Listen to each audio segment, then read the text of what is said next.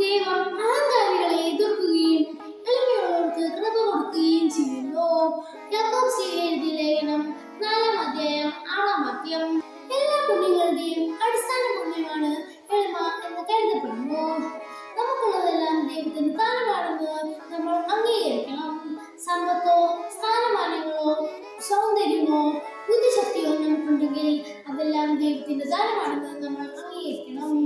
നമുക്ക് ദൈവം നൽകിയ എല്ലാ ദാനങ്ങളും മറ്റുള്ളവർക്ക് പങ്കുവെച്ച് അവരുടെ നന്മയ്ക്ക് ഉപയോഗിക്കാൻ നമ്മൾ പരിശ്രമിക്കണം.